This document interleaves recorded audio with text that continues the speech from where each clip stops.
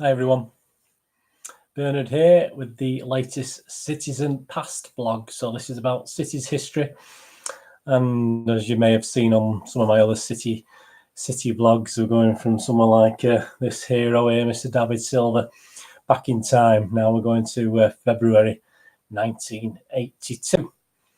Well, what was February 1982 like for everyone of you? Obviously, you're too young, you won't. Do you care? I don't know, but it's always nice to know what was going on in the UK, wasn't it, in February 1982? And I was working at GEC in Trafford Park, which was always handy for the derby games at Old Trafford. So, I've spent a couple of afternoons in the British Legion there with plenty of United fans, sort of obviously staying pretty quiet. I was only a young man in my 20s, so I don't, wasn't too boisterous. I remember winning a scratch card for not scratch card.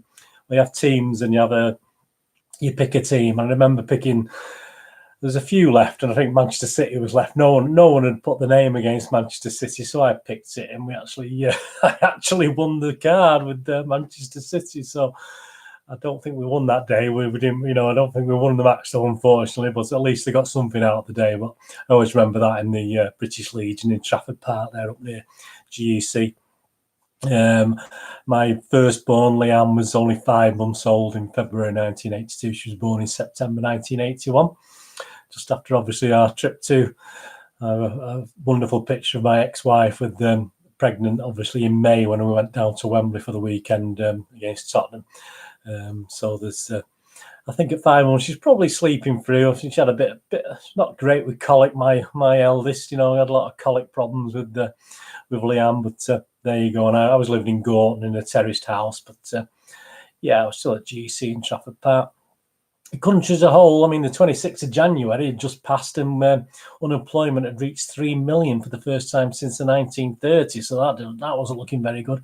But the tabloids were doing okay. Papers like the Sun were doing all right because they introduced bingo into the papers. So that had been introduced, and obviously sales were going up. So that was great for them. And on 6th of February 1982, the Queen celebrated her Pearl Jubilee. So that was 30 years, isn't it, Pearl? So that was interesting. And the first Next store opened as well. If you're into music, #1 singles included in February 1982, Old Julie by Shakin' Stevens, The Model and Computer Love by Kraftwerk. Remember Kraftwerk? And a town called Malice and Precious by The Jam. They were all #1 singles. And obviously, album-wise, #1 for the whole of February was Barbara Streisand with Love Songs. And on telly, well, Peter Davison became the latest Doctor Who. At the cinema, E.T. was going to be the highest grossing movie of all time during 1982. And also we had films like Tootsie, Officer and a Gentleman, Rocky III, Porky's, Star Trek The Wrath of Khan, 48 Hours and Poltergeist. So it wasn't a bad time, was it? What about City's world? Well, obviously 81, as you know, we'd lost the FA Cup, unfortunately. We'd done really well in the League Cup, hadn't we? We reached the semi-final, finished about mid-table in the league. February 82, things were looking okay. We'd been knocked out of the FA Cup, unfortunately, in an embarrassing defeat to Coventry City.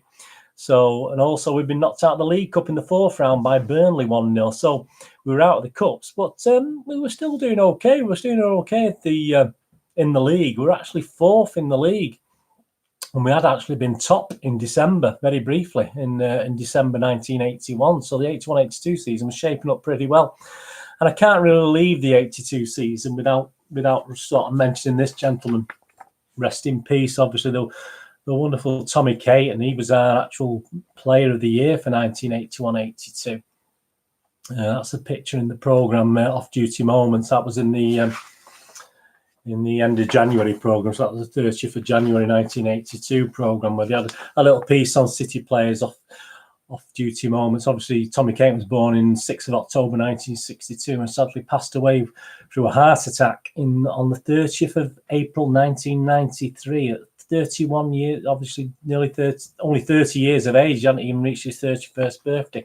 But I couldn't pass up. He's going to be mentioned a couple of times again today in various things, but I couldn't pass up wishing my love and all the best to Tommy Caton and his family. It's a long time ago now, isn't it? But that's his brother there. So I'm not looked up his brother, how he's doing or anything like that. But his mum and dad obviously there. But the great, wonderful Tommy Caton. So nice to do a little tribute to him there as well. So rest in peace. And he gave us some great, played some great games, and you were a big part of 1982. As you said, you got the Player of the Year, so it wasn't too bad. So let's go on to the first game. It was February 2nd, so it was a trip to West Ham United. I love these little programs that West Ham used to produce. Really neat little programs. If you look at the normal program size, it's really nice little compact programs, weren't they? West Ham were 12th in the league, so they weren't doing particularly fantastically, were they? They were having a middling season. As I say, we approached this game 4th in the league, and there's a nice picture there, the City team. 1981-82. Well, squad, isn't it? Look at the size of it. All the players on there. That's a nice picture. The teams. I mean, that's the teams as per the programme. Obviously, changes to the City team. We had number 2 was Ray Ranson. At number 4, we had a guy called John Ryan. I can't really remember John Ryan, to be honest with you. At number 7, we have Steve Kinsey. And substitute, we had Arge Haradi, how you pronounce that? Haradi, if you all remember him. I mean, West Ham United, got Phil Parks there, Billy Bonds, obviously, Alvin Martin, David Cross, Trevor Brooking, Frank Lampard. So, I mean, it was a great West Ham team as well, wasn't it, at the time? So we went into that 4th in the league. I say West Ham weren't doing too well. I mean, Hammer, Bobby Barnes. Do you remember Bobby Barnes? I certainly don't remember Bobby Barnes very much. But a crowd of 26,552. It ended in a draw, unfortunately, so we couldn't get the win. Kevin Bond penalty was our scorer. John Bond, obviously, in one of the programmes, was saying we deserve far better. At West Ham, we played pretty well. I was very disappointed that we didn't come away with a win. And man of the match for City that game was Tommy Caton. So that was our man of the match for the game. But obviously that point actually moved us in, even though it's 3 points for a win obviously in those days as well. So it's still the 3 point for a win. So as far back as that, it doesn't, it's hard to imagine, isn't it? But it did move us back into second place, behind the leaders. Southampton. Well, I did say in one of my other vlogs, you'd be surprised at who were actually leading the division then. It was actually Southampton. Strangely enough, Ipswich had about 3 or 4 games in hand. So Ipswich were always there because they were about 4th or 5th at the time, but they'd win their games in hand. They were quite a healthy lead if they were going to win their games in hand. But obviously Southampton were up there in top spot. And strangely enough, our next game, top of the table clash. We were second. Southampton, the Saints. There's a wonderful picture of the Dell there in the background. We're top, so it was the top of the table clash. And obviously on the 6th of February, we travelled to Southampton. If you wanted to go to Southampton, it was £6.50 on the coach and £8.50 on the train. So they were top with 40 points. Southampton. City was second on 39. Southampton did have a game in hand on us as well. So it was very important we didn't lose there to Southampton. It was very important we went there and did something. United were third on 39 points. I think they had a game in hand on City as well at the time. So it was quite close at the top. And this was a Southampton, obviously, with the wonderful Laurie McNenemy in charge of Southampton still at that time. Obviously, he was there for a long time, wasn't it? And it's nice advert for Xerox there, and a young lady. Sign of the times, wasn't it? Still in the 80s, very, very 70s feel to it, wasn't it? In the 80s. And obviously, they were doing really well, Southampton, and mainly due to this guy. Obviously, Kevin Keegan, the wonderful. It was sort of was inspiring Southampton at the time. Just to show you his record there, Southampton appearances in the league 48, 25 goals, FA Cup 5 appearances, 2 goals, League Cup 2 appearances, 1 goal, UEFA Cup, they were in the UEFA Cup at the time, 4 appearances, 2 goals. So in 59 appearances, a total of 30 goals for the wonderful Kevin Keegan, and he was obviously inspiring them onto great things. The team, I mean, if you look at the teams in there, actually the City team was as per the programme, apart from, again, the sub was Harady again, Arge Harady, if you pronounce it right. I do sort of remember the name, but I've forgotten Mr. Harady or Harady. I'm sorry if I'm not pronouncing that right. Arge or Age. Spelled age, isn't it? A-J-E, A-G-E. So please forgive me if I've missed that. And obviously, the Southampton team, yeah, you got Ivan goal. That key rings a bell. Chris Nicholl, Kevin Keegan, Mike Shannon, of course, was in the Southampton team. And David Armstrong, Alan Ball was in the team for Southampton then. So it's an important must not lose game, wasn't it? But yeah, we're talking City, aren't we? So in front of a crowd of 22,645, we did lose the game. Unfortunately, we lost 2-1. Again, Mr. Bond wasn't very happy with the result. John Bond, he thought we deserved a little bit more. And McDonald had scored for City, so obviously it just wasn't enough. But Mr. Bond thought we should have won that, so obviously it dropped us back into fourth space. It was quite a tasty game. I mean, we had 3 bookings. Tommy Caton was booked, Steve Kinsey was booked, and Hutchinson. So Mr. Hutchinson was booked as well. City man of the match was John Bond. So obviously defensively we're under Kevin Bond, his son. John Bond, too many Bonds. So Kevin Bond was man of the match for City. So it was a bit of a defensive game for City. But we couldn't keep Southampton out, and obviously, unfortunately, we lost the game 2-1, which was a shame because it did drop us back into fourth. So that meant obviously we had the only home game obviously of the month of February. So we did have a home game coming up. So we entered that one fourth, and we were to play against Brighton and Hove Albion, who were having their best season actually in the top division. They were 8th at the time in the division, so they were doing really well. Brighton, so we welcomed those to Main Road.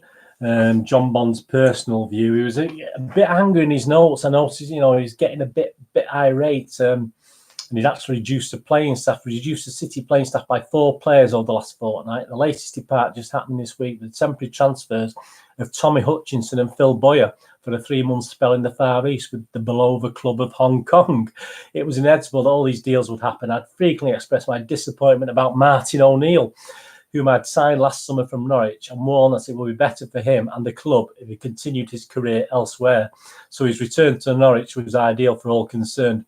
And Jerry Gow departed for Rotherham United because it was the right move for him and our club. So, yeah, he was getting rid of a few people, and Mr. Bond was on the warpath. I mean, the cracks were beginning to show, weren't they? Obviously, after the glory, the near glory of the season before. Interestingly, obviously, the old season ticket discount scheme, if you can remember that. I mean, there were really big savings to be made on the season tickets. If you look at the Kippack Street adult, for the 82-83 season, it's £25. If you took advantage of the discount, so you bought before March the 31st, it would only cost you £22. So saving the £3, and obviously the match day prices were going to be £1.80. So so obviously they made a big thing of the discount scheme, and I remember at the time it was something we took up because £3 was £3 in those days. So yeah, we all took up on that one. Obviously, it was a time we still had the little pen pictures. This is what if you know my blogs, I do like. I've not been impressed with City's artwork on some of the programmes this season, but look, that's a superb pen pictures, isn't it, of Asa Hartford? Wonderful. I mean, that's a great pen work there. I'm quite impressed. We do still have the old Miss Manchester City's going on, so sort of obviously there's forms in there for Miss Manchester City, so that was still going ahead. Facts about Brighton, so obviously interesting things about Brighton and Old Albion there, tell us a bit about them. And the off-duty moments, which featured Tommy Caton. We had Mr. Steve Kinsey with his mother in this one, so that was the Steve Kinsey profile. So the team, obviously look at the team on the back page. Got little pen pictures of the players as well, which is really nice touch by City. And the team was, I think it was as stood on there, the team. And it was Steve Kinsey as a substitute. So he played in the he featured in the off-duty moments, and he was obviously the substitute. So the team was pretty much as per the programme there. Brighton, anyone I know on the Brighton team? Well, Tony Grealish. No, I don't think he's any relation to the Grealish we've got now at Villa. Steve Foster, Jimmy Case, Andy Ritchie, Neil McNabb, Gordon Smith. So a lot of City connections, future and past there, and obviously in the Brighton team. So how did we do on that one? Obviously, we needed a win, didn't we? Unfortunately, we did. We beat Brighton 4-0 quite comprehensively. So with goals from McDonald, Reeves, and Francis, who was the City man of the match. Trevor Francis obviously added a goal, and there was an own goal as well. So there was a crowd of 30,038. So not a bad crowd. It wasn't the greatest crowd, obviously, but we'd actually won 4-0 because other teams had won a couple of games in hand. We actually went back to 5th place, which was a great shame. Just before I go on to the next game, when I was at GEC, I used to play for a little non-league Sunday league team, High Lane Albion. And this is a little leaflet I used to put together. I used to just like a little fanzine thing. This is 1982, don't forget. So I did go on to do a computer magazine later on with the experience, but I used to do a little quiz for the team, league tables there. So we're 5th there on High Lane Albion, but actually we'd lost our 4 out of the first 5 games. So we had a really good run. So we won the next 4. And interestingly enough, there's a couple of match reports on the back there. High Lane first one, obviously 5-1. We'll look at the man of the match there.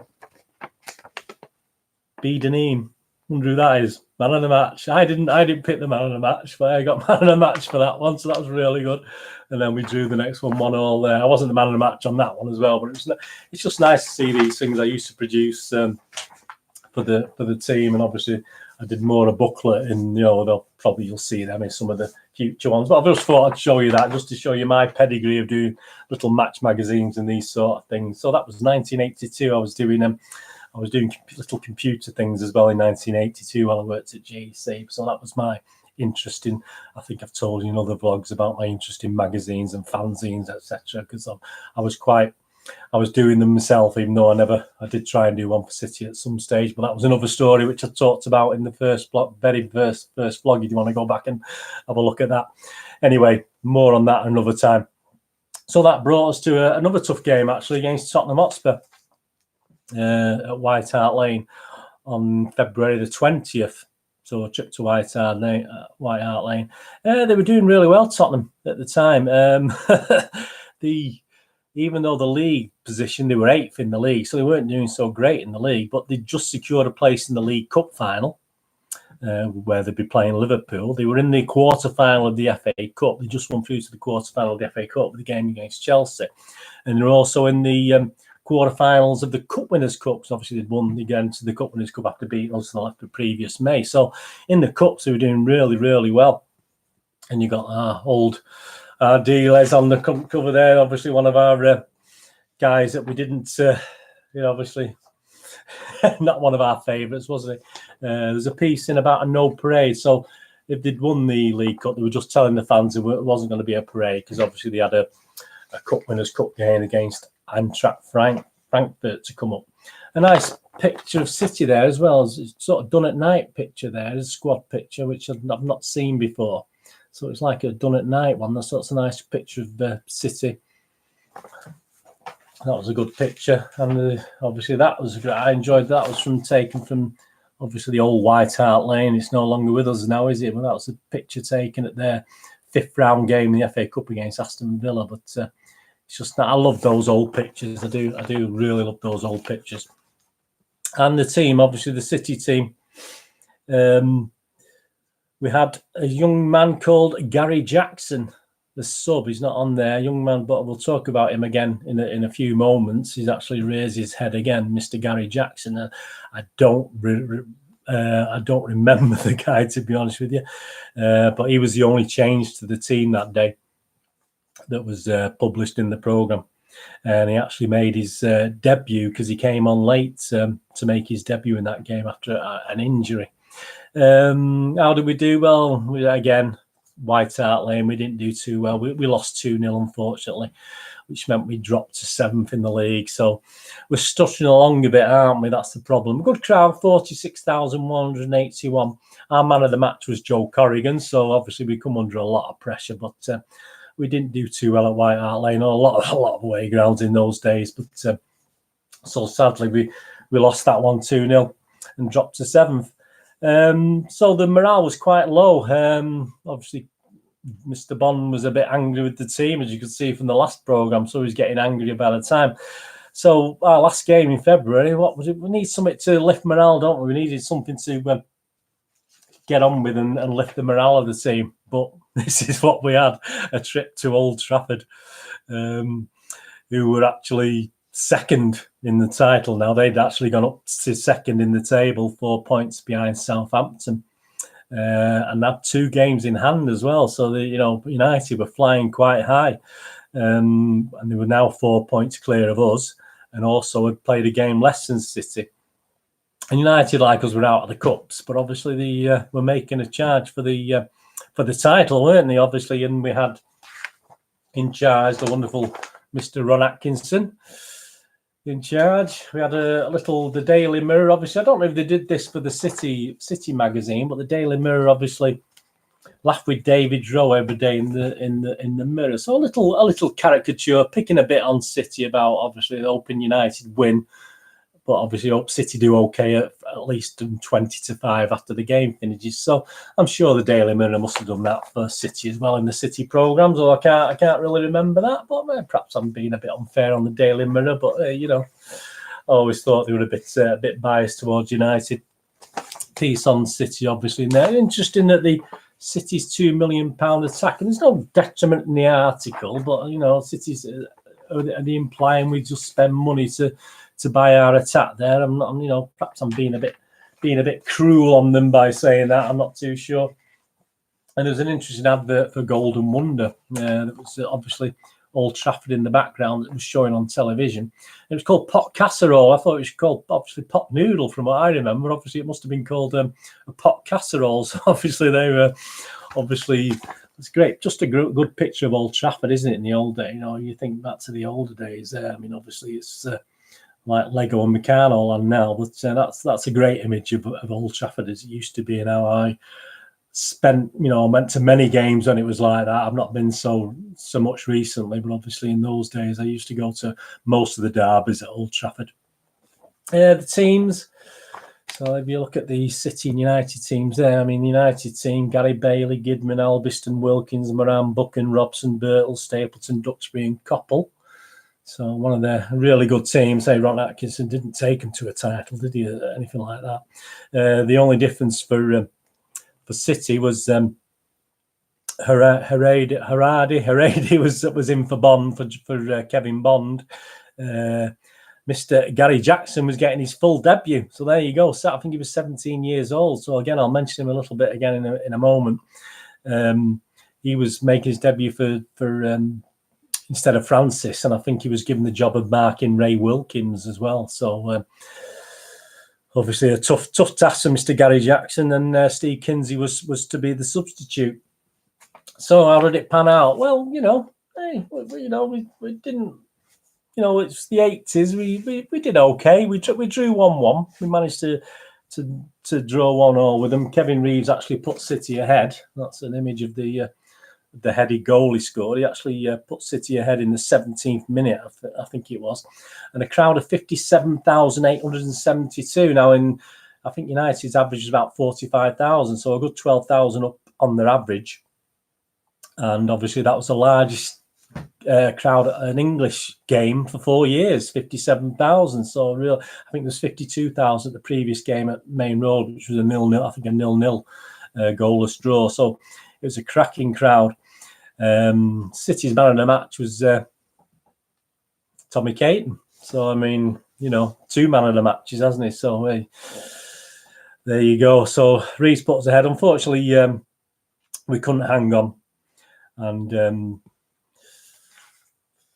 there you go. There's a picture of...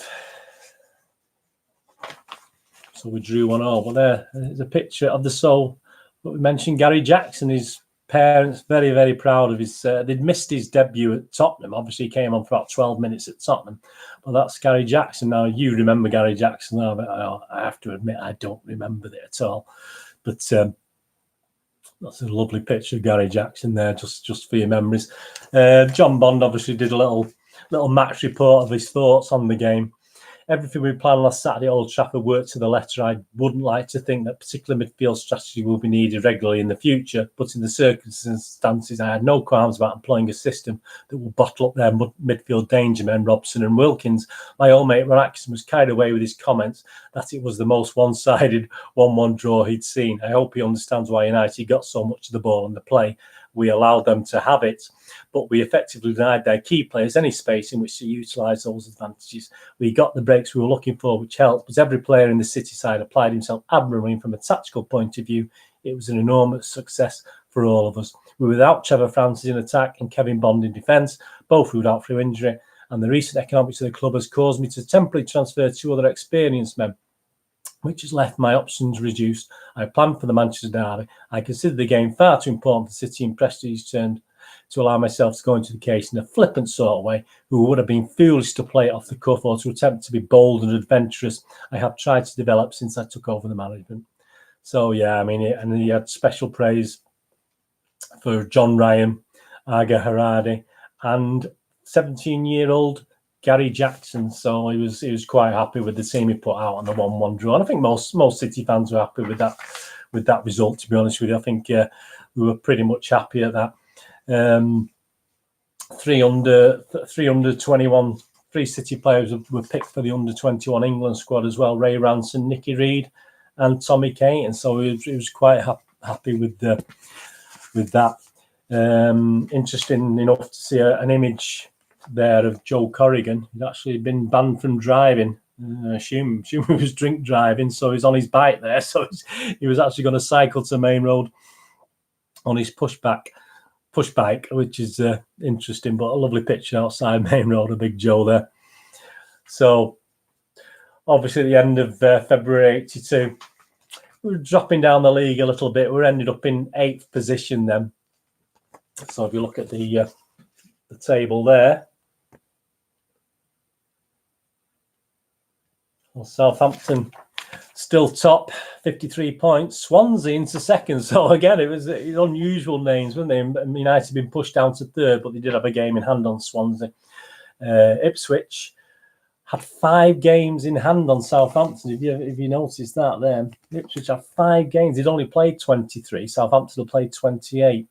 And Ipswich were 9 points behind. They had 5 games in hand. So they still potentially could win the league. Obviously, if you want to know a bit more about 1982, how it all panned out, I'm not going to tell you. You find out. It's always nice to find out these things, isn't it? But City were 8th. Would we get any better? I'll let you find out on that as well. But we'd started up top 4, haven't we? We finished up in 8th. So it wasn't an absolute fantastic ending to the month of February, even though a draw at Old Trafford is always good. And I came across this thing as well, the football today, which is a formerly FA today. It was quite interesting. This is the winter 81, so obviously winter 81, early 82. So it would have covered the time we were looking at. And England were just qualified for the Spanish World Cup. So there's a nice piece on that. But then obviously, again, even the 80s, strong measures. I mean, this is from Bert Millichip, the FA chairman. He was talking about hooliganism. Obviously, that was still rife. So there's a piece on that and the worry of the England fans going over and what trouble will be caused in 1982. Because obviously, like the 70s, we touched upon in the last January 77 one we did, where obviously football hooliganism was at its peak. There was still a lot of worry about and a lot of trouble on the terraces in 1982. Jeff Powell, the chief football writer of the Daily Mail, was trying to back up the press and how they were being badly treated by the football clubs, etc., and managers' comments. So he was doing his best to stick up for him there, but obviously things haven't improved too much, have they? Umbro Sportswear, a nice advert for them.